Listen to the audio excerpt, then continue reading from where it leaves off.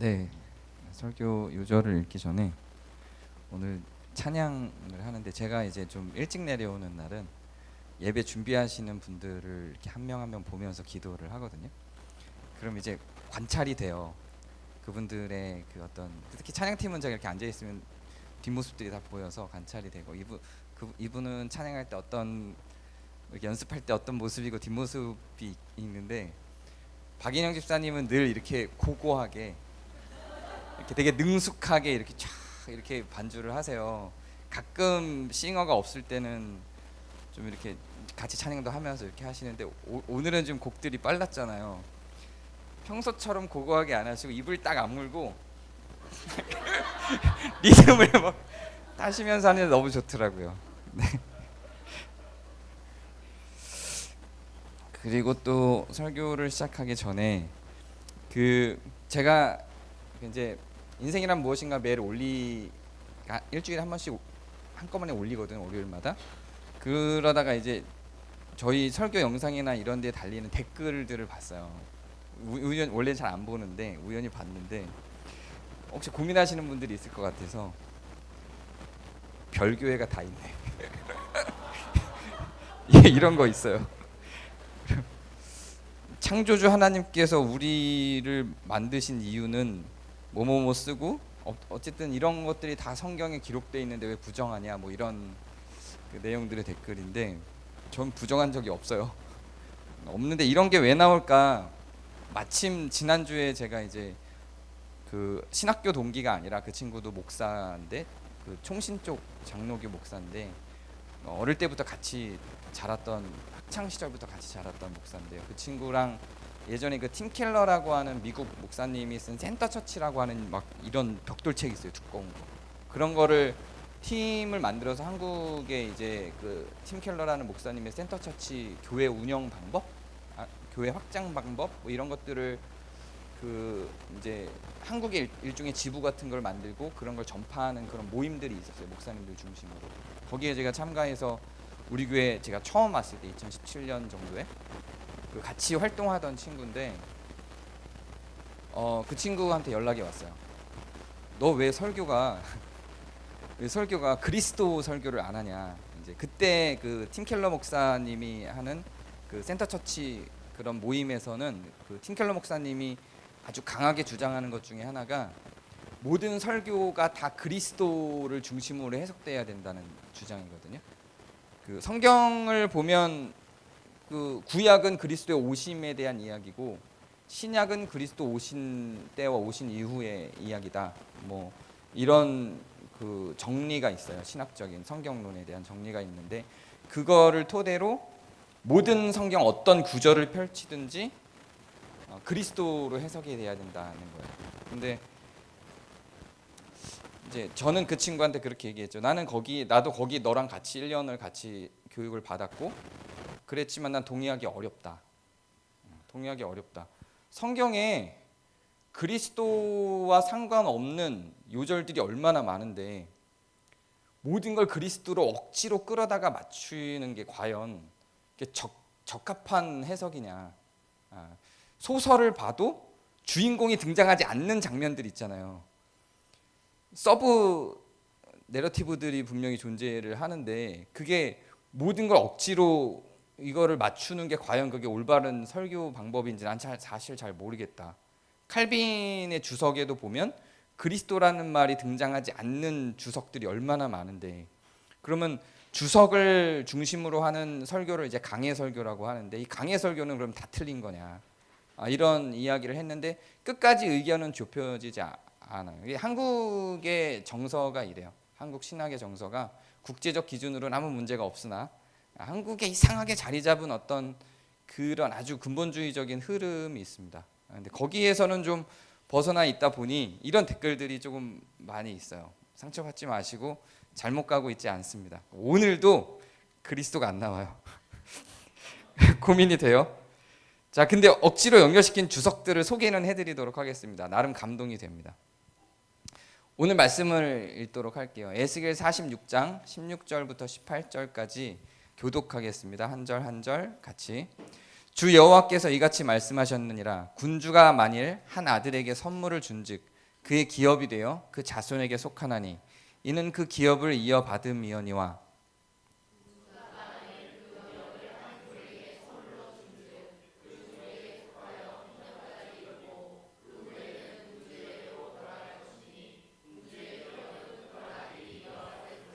함께 읽겠습니다. 군주는 백성의 기업을 빼앗아 그 산업에서 쫓아내지 못할지니 군주가 자기 아들에게 기업으로 줄 것은 자기 산업으로만 할 것임이라. 백성이 각각 그 산업을 떠나 흩어지지 않게 할 것이니라. 아멘. 그리스도로 연결해 보세요. 문제. 이따가 마지막에 그리스도로 연결한 주석들을 소개는 해드릴게요. 희년에 대한 이야기를 계속하고 있습니다. 희년에 대한 이야기 중이고 이거는 재산 상속에 대한 이야기, 특히 군주라고 불리는 왕의 재산 상속에 대한 이야기입니다. 왕은 힘이 있죠. 힘이 있어서 백성들의 무엇인가를 법적으로 빼앗을 수 있는 권력을 갖고 있습니다. 근데 그런 왕들에게 특별하게 주어진 법이지만 지금 시대를 살아가는 우리들에게도 적용할 수 있는 법이기도 합니다. 군주는, 즉 왕은 아들에게 상속을 줍니다. 자, 지금 우리나라의 지금 이 시대의 상속법은 어떻죠? 지금 이 시대는 상속을 하면 상속을 하기 위한 어떤 세금들이 나오죠. 돈이 많으면 많을수록 부유하면 부유할수록 그 세금이 나옵니다. 근데 성경에는 그렇게 상속을 하는데 더해지는 세금이 없어요. 왕이 아들에게 재산을 물려주는데 뭐 세금을 떼거나 그러지 않고 그 재산을 그대로 물려받습니다. 아주 자연스러워요. 왕만 그런 게 아니라 아버지가 아들에게 재산을 상속해 주는 것은 크게 이상하거나 잘못된 거라고 생각하지 않아요. 성경은 자연스럽고 당연한 겁니다. 만약에 그 아버지가 없었어도 그 사람에게 주어져 있는 그 사람이 살아가기 위한 할당량으로서의 땅과 집을 나라가 책임져 주기도 하기 때문에, 희년법에 의하면 그렇게도 하기 때문에 아버지가 갖고 있던 재산을 물려주는 게 이상한 일은 아닙니다. 그러면 지금 현대 법들이 옛날 이 희년법에 비해서 더 진보된 법이겠네요. 그렇죠. 재산 상속을 하면 그 상속한 것에 대한 세금들이 붙잖아요. 이것도 일종의 일하지 않고 받은 대가라고 보는 거죠. 그런데 성경은 관점이 달라요. 지금 우리나라에서는 부모님이 자녀들에게 재산 상속하는데 그 자녀가 노동력을 투자해서 받은 돈, 노동력을 투자해서 얻은 돈이 아니기 때문에 세금이 붙어요. 근데 이때는 희년 시대에는, 구약 시대에는 희년법을 만들면서 왜 군주가 자녀에게 재산을 상속하는데 세금을 떼지 않았을까요? 왜 그대로 상속했을까요? 목적이 다릅니다. 성경이 갖고 있는 관점, 돈에 대한, 재산에 대한 성경이 갖고 있는 관점, 지금까지 제가 계속 반복해서 이야기하고 있는 성경이 갖고 있는 관점은 인간이 인간답게 살기 위한 조건을 갖는 거예요. 그러니까 부모가 자녀에게 재산을 상속한다고 할 때 그 재산은 인간이 인간답게 살 수 있는 조건이기 때문에 그렇습니다. 기준이 지금 우리가 살아가는 이 세상에서는 사람이 사람답게 사는 걸 중요하게 생각하지 않아요. 노동력을 투자했고 그 노동력으로 받은 것이냐, 이게 기준이에요. 그러면 노동력을 투자하지 않았다면, 노동력을 투자할 수 없는 종류의 사람들은 먹고 살 수 있는 게 있어서는 안 된다고 간주하는 게 지금 세상이에요. 그렇죠? 그래서 언론에서 제시하거나 댓글을 통해서 바라보는 그런 여러 가지 인터넷 온라인상에서 떠도는 사람들의 이야기를 한번 들어보면 이렇죠. 정부가 복지제도를 만들어서 일할 수 없는 사람들, 외국에서 이주해 온 사람, 혹은 그래서 집이나 이런 터전이 아예 없는 사람, 그런 사람들을 위해서 터전을 마련할 수 있는 근거를 주죠. 회사에 외국에서 이주해 와서 노동자로서 회사에 들어가면 그 회사가 그 사람을 위해서 거주할 수 있는 공간을 만들어줘야 돼요. 우리나라 법이에요, 그게. 근데 한국인을 고용하면 그거 안 만들어도 되거든요. 근데 외국인을 고용하면 그 살 수 있는 공간을 만들어줘야 돼요. 그럼 못하러 외국인을 고용해요. 한국인을 고용하지. 한국인이 그 일을 안 하거든요. 한국인은 너무 힘들어서 그 일을 안 하니까 사실은 불가피하게 외국인을 끌어다가 그 일을 시키는 거예요. 근데 그렇게 외국인을 끌어다가 일을 시키려면 이 사람들이 살 수 있는 공간을 마련해 주도록 법적으로 제도화를 해놨어요. 근데 그런 것들 혹은 복지제도가 본격적으로 생기기 시작한 그 시점부터 지속적으로 사람들에게서 계속 오르내리는 의견들인데, 나라가 일을 하지 않는 사람들, 일할 수 없는 조건에 있는 사람들한테 돈을 줘요. 회사를 그만두면 실업급여가 나가요. 그리고 내가 무직 상태로 있으면 기초소득자로 돈이 나와요. 이런 것들이 계속 여기저기서 많죠. 그런 것들 하나하나가 일을 하고 있는 나로서는 배가 아픈 거예요. 나는 열심히 일을 해서 돈을 버는데 왜 나라는 일하지 않는 저 사람들을 돈을 챙겨주지? 불만을 갖는 거죠. 그리고 대부분의 사람들이 우리나라에선 그런 불만들에 동의를 해요. 그치, 난 억울하지, 열심히 일하는데. 근데 이런 복지제도의 제도도 사실 성경적 기준으로 보면 부족해요. 일을 하든 일을 하지 않든 사람이 사람으로 살 수 있는 여건을 마련해 줘야 되는 거예요. 잘 곳이 있어야 돼요. 먹을 것이 있어야 되고요. 입을 게 있어야 돼요. 추위와 더위로부터 피할 수 있어야 돼요. 그렇게 사람이 사람으로서 살 수 있는 기본적인 내용들은 주도록 하는 게 그게 성경적인 방향성이에요. 그러니까 우리가 갖고 있는 이런 생각, 노동력의 대가로 돈이 온다, 이 기본적인 등식이 정의롭고 공평해 보이지만 사실은 성경적인 가치관은 아니에요. 이 성경적인 가치관, 사람이 사람답게 살 수 있도록 하는 데서 출발하는 이것을 시작하지 않으면 이 사회를 하나님의 뜻에 맞게 바꿔나갈 수가 없어요. 그 사람이 지금 우리는 이 사람이 일을 했냐 안 했냐가 중요하지 않아요. 이 사람이 사람답게 살고 있는가가 중요해요. 그러면 사람답게 사는 게 뭐야? 라고 하는 기준이 만들어져야 되겠죠. 그것도 성경이 어느 정도 제시하는 거예요.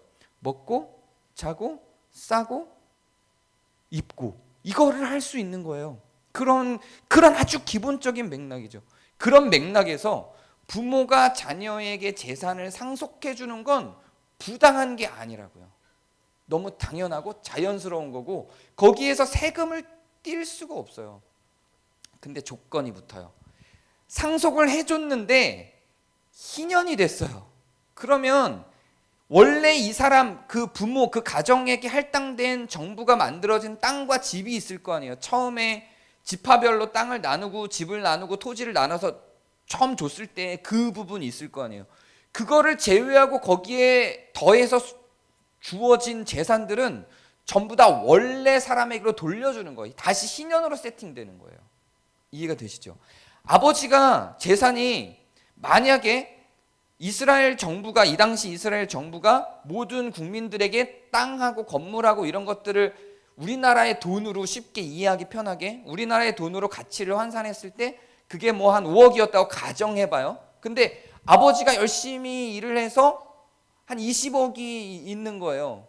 그 땅이랑 이런 게 굉장히 넓어요. 그리고 그거를 상속을 해줘야 되는데 아버지는 아들에게 상속을 해줬어요. 근데 3년 뒤가 희년이네. 3년 뒤가 희년. 이 아들은 30억을 상속 받았는데 25억을 희년이기 때문에 토해내고 자기는 5억만 갖고 사는 거죠. 정리가 됐죠? 이 이야기를 하고 있는 거예요. 이게 적법하다는 거예요. 세금을 띨 필요가 없는 이유가 뭐냐면 희년이 되면 원래 주인에게 처음에 배당됐던 사람들에게 다 돌려줘야 되기 때문에, 그리고 원래 아버지가 갖고 있었던 초기에 그 가문, 그 가족이 갖고 있었던 초기에 한정된 수준의 재산만을 물려받는 거예요. 그걸 남기고 나머지 이 아버지가 49년 동안 불려서 다른 사람들에게 가 있어야 될 걸 다른 사람보다 열심히 일하고 더 많이 일해서 불려서 만들어 놓은 재산들은 다시 초기화시켜서 다른 사람한테 가고, 이 사람이 기본적으로 먹고 살 수 있는 정도의 배당되어 있는 땅과 집만을 상속해서 받는다는 거죠. 그러니까 거기에 대해서는 세금을 먹일 필요가 없다는 이야기예요. 우리나라는 왜 많은 세금을 먹여야 하죠? 지금 현대사회는 기본적으로 사람이 사람답게 살 수 없는 사람들이 무수하게 많죠. 이 세상에 굉장히 많아요, 그런 사람들이. 굉장히 많은데 그렇게 무수하게 굉장히 많은 그 수많은 사람들이 그렇게 된 이유가 많은 경제학자들, 특히 조지스트라고 불리는 희년 사상을 주장하는 그 경제학자들에 의하면, 마르크스하고는 좀 개념은 달라요. 그 경제학자들에 의하면 누군가가 과도한 부를 갖고 있기 때문에 지금 먹고 살 수 있는 게 너무 적어서 먹고 살 수 없는 사람들이 만들어질 수밖에 없다라는 공식이에요. 이게 기본 공식이에요, 그냥. 물론 더 복잡한 내용들이 있어요.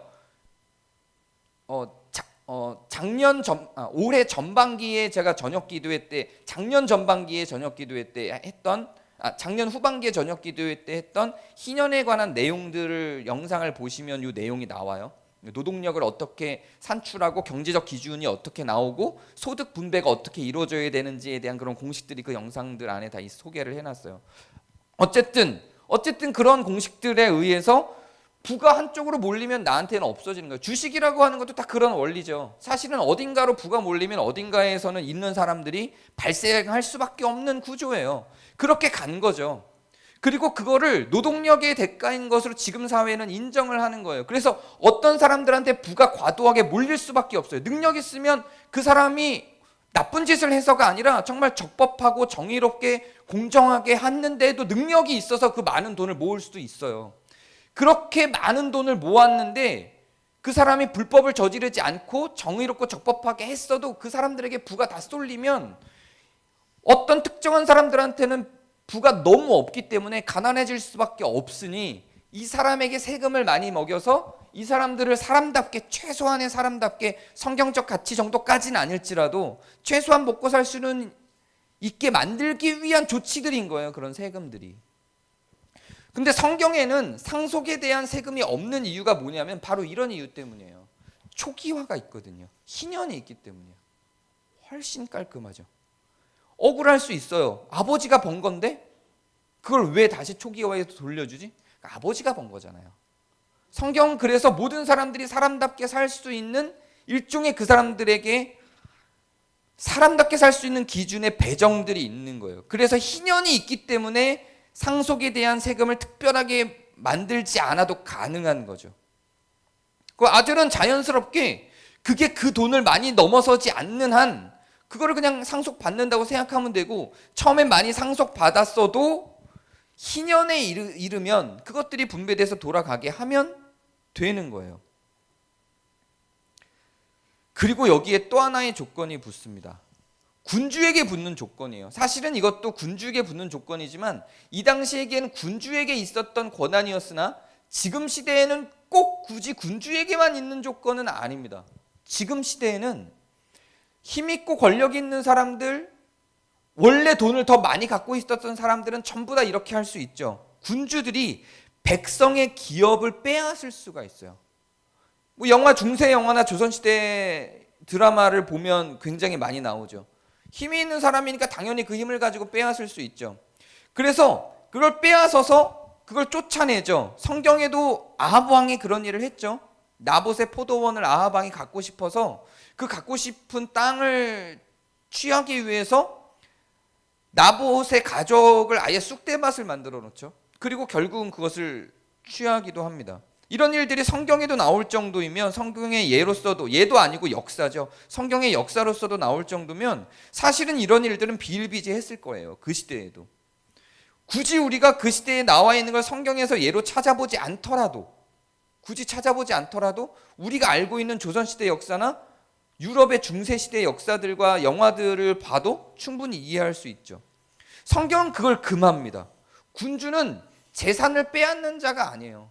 그래서 왕에게 주어진 하나님의 명령이 있어요. 마차는 얼마 이상 두지 말 것이고 재산은 얼마 이상 두지 말 것이고, 왕들에게도 재산을 한정지어서 사실은 왕이 아니고 돈을 벌었으면 훨씬 더 많은 마차와 훨씬 더 많은 토지를 가질 수 있는 능력이 있다 할지라도 일단 군주가 되면 그 이상을 못 갖도록 제한을 해놨어요. 왜냐하면 힘이 있으니까요.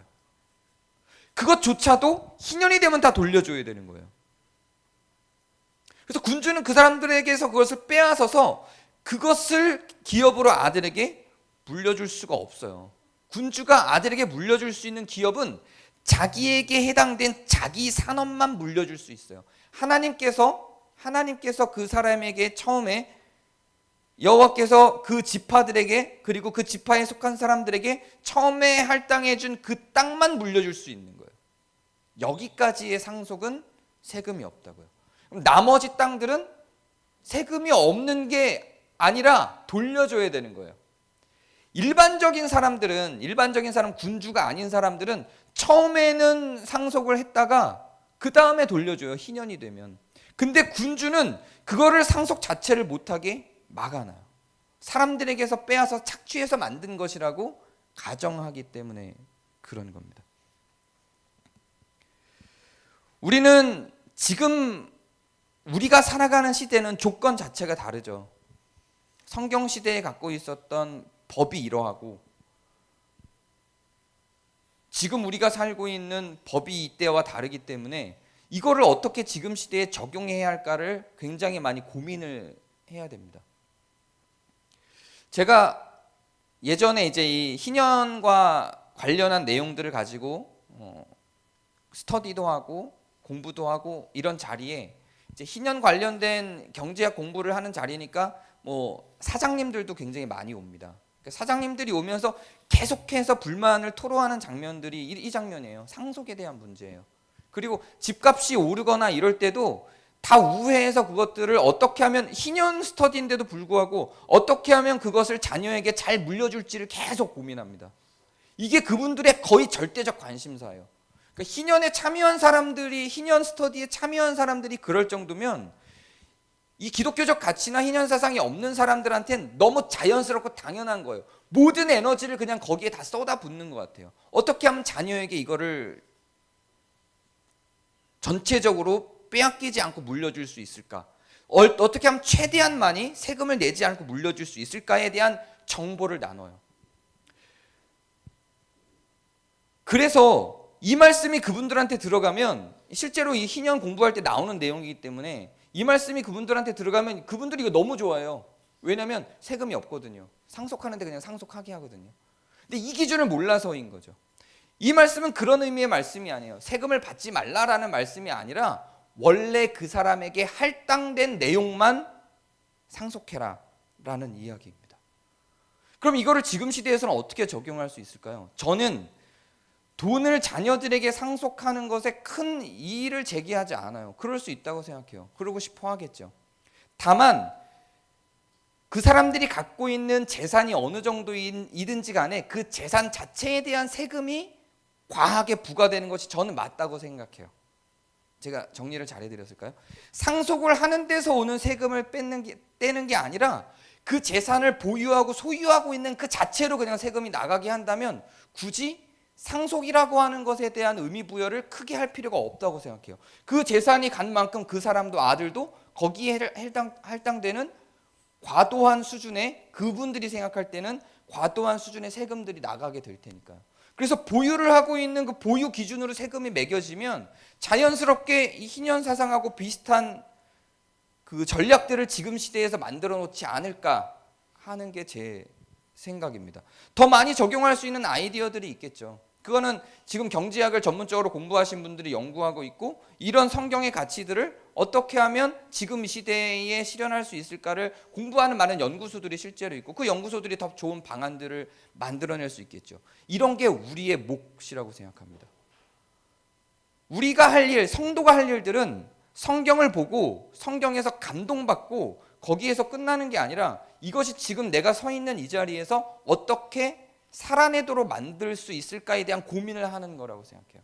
그냥 우리가 실천적으로 삶에서 만들어내는 그런 것들, 이웃을 사랑하고 베풀고 우리가 그냥 개인적으로 실천할 수 있는 것들이라면 당연히 그냥 개인적으로 실천하면 되는 거예요. 그리고 내가 처해진 상황 속에서 어느 정도까지 내가 그것을 살아낼 수 있을까? 도적질하지 말라, 거짓말하지 말라, 이웃을 사랑해라, 이런 명령들에 대해서 내가 처해진 상황 속에서 어떻게 그것들을 실천해낼 수 있을까에 대해서 그냥 고민하고 정리하고 가면 되겠죠. 그런데 지금 이런 것들은 나 혼자 할 수 있는 게 아니잖아요. 성경에 상속을 받았는데 세금 떼라는 얘기가 없으니 나는 세금을 떼지 않고 상속하겠습니다. 이렇게 할 수가 없는 거잖아요. 법이 무엇인가를 정해졌고 정책이 있고 그 정책과 법들이 있어야 이런 성경 말씀들이 적용될 수 있겠죠.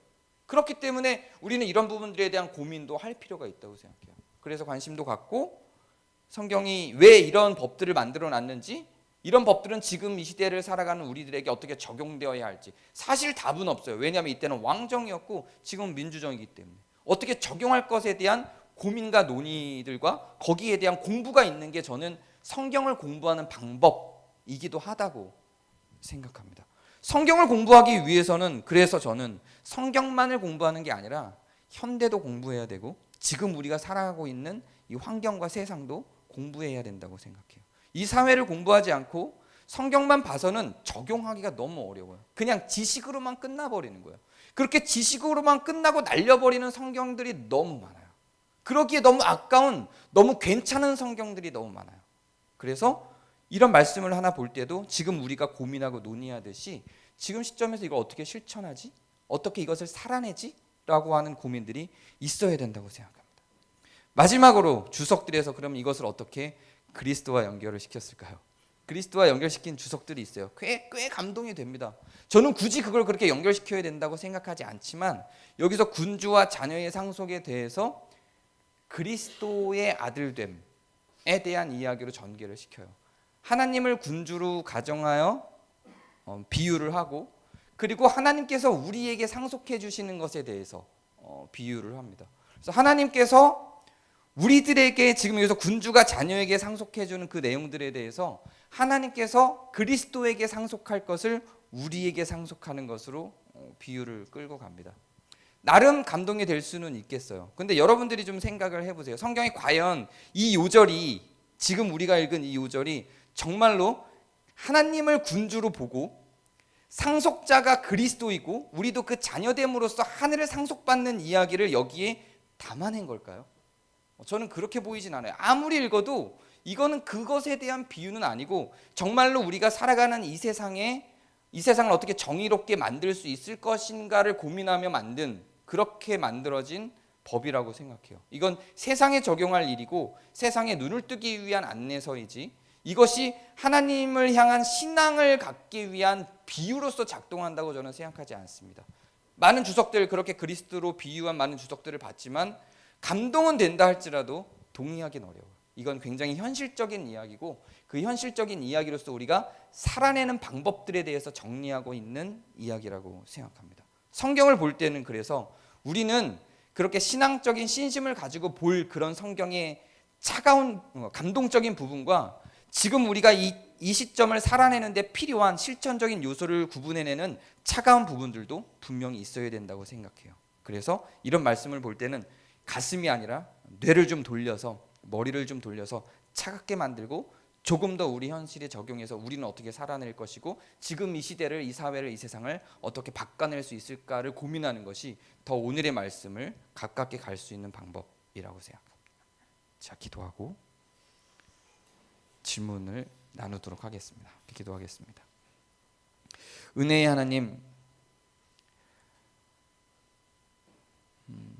상속에 대한 이야기를 우리에게 들려주시고 상속을 하되 희년의 때에 어떻게 상속을 해야 할 것인지, 특별히 군주들로 하여금 그 힘 있는 군주들이 어떻게 재산을 만들고 어떻게 재산을 확보하고 혹은 어떻게 재산을 절제하고 그 재산을 어떻게 자녀에게 어디까지 물려줘야 할 것인지, 이런 부분들까지 기록하시고 사회를, 세상을 더 정의롭게, 더 공정하게, 공평하게 만들기 위해 고민하신 하나님의 흔적들을 이 율법들을 통해서 봅니다. 왕정이었던 이 시대의 이런 율법들과 이런 정신들이 지금 이 시대에 우리에게 어떻게 실천되어야 할지, 우리는 이 말씀을 우리의 삶에 붙들고 어떻게 살아내야 할지 고민하게 하여 주시옵소서. 주님께서 우리에게 지혜를 주시고 풀기 어려운 이런 과제들을 함께 풀어나갈 수 있는 교회 성도가 될 수 있게 도와주옵소서. 예수 그리스도의 이름으로 기도합니다. 아멘.